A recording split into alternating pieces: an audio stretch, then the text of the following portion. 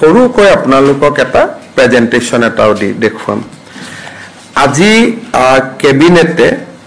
প্ৰায় 400 কোটি টকা ব্যয়েৰে শহীদ কনকলতা বিশ্ববিদ্যালয় নিৰ্মাণৰ বাবে মঞ্জুৰি কৰে আৰু এই বিশ্ববিদ্যালয়খন আমাৰ গহপুৰৰ ভোলাগুৰি চাহ বাগিচাত হ'ব বিশ্ববিদ্যালয়খন নিৰ্মাণ কৰিবলৈ যাওঁতে যিসকল চাহ জনগোষ্ঠীৰ লোকৰ মাটি বাৰী আমি ল'ব লাগিব তেওঁলোকক বিশ্ববিদ্যালয়ে চৌহদতে স্থায়ী মাটি বাৰী আবণ্টন কৰা হ'ব বিশ্ববিদ্যালয় চতুৰ্থ আৰু তৃতীয় বৰ্গৰ পদত তেওঁলোকক অগ্ৰাধিকাৰ দিয়া হ'ব আৰু তেওঁলোকক ভিআৰএছ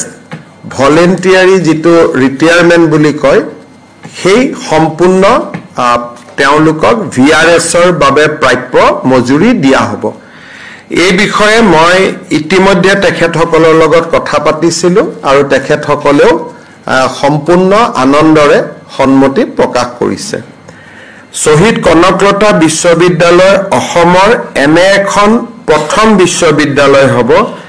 যিখন বিশ্ববিদ্যালয় ইণ্ডাষ্ট্ৰী 4.0 আৰু 5.0 ৰ ওপৰত আটাইতকৈ বেছি গুৰুত্ব দিব in the field of artificial intelligence quantum computing robotics এইবিলাক ডিসিপ্লিনত এই বিশ্ববিদ্যালয়খনক আগবঢ়াই লৈ যোৱা হ'ব এই বিশ্ববিদ্যালয়খনৰ কেৰিকুলামৰ ওপৰত ইতিমধ্যে শিক্ষা বিভাগে কাম কৰি আছে আইআইটি গুৱাহাটী আৰু জৱাহৰলাল নেহেৰু বিশ্ববিদ্যালয়ৰ কেইবাজনো বিশিষ্ট ব্যক্তিক এই বিশ্ববিদ্যালয়ৰ কেৰিকুলাম নিৰ্মাণৰ দায়িত্ব দিয়া হৈছে তেওঁলোকে দেশ আৰু বিদেশৰ বিশ্ববিদ্যালয়সমূহ ভ্ৰমণ কৰি অধ্যয়ন কৰি এটা ইণ্ডাষ্ট্ৰী 5.0 ৰ সৈতে অসমক আগবঢ়াই লৈ যোৱাৰ ব্যৱস্থাৰে এই ইউনিভাৰ্চিটিখনৰ যিটো পাঠ্যক্ৰম প্ৰস্তুত কৰিব বেসিক সায়েন্স থাকিবই বেসিক হিউম্যানিটিজ থাকিবই কিন্তু বেসিক সায়েন্স আৰু বেসিক হিউম্যানিটিক্সৰ লগতে এই বিশ্ববিদ্যালয়খনত প্ৰযুক্তিৰ ধাৰণাটোক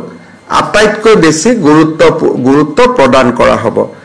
শহীদ কনকলতা বিশ্ববিদ্যালয় যোৱা নিৰ্বাচনতো আমাৰ এটা প্ৰতিশ্ৰুতি আছিল আৰু আজি এই প্ৰতিশ্ৰুতিটো সম্পূৰ্ণৰূপে পালন কৰিবলৈ পাই আমি সঁচাকৈ নিজকে ধন্য মানিছো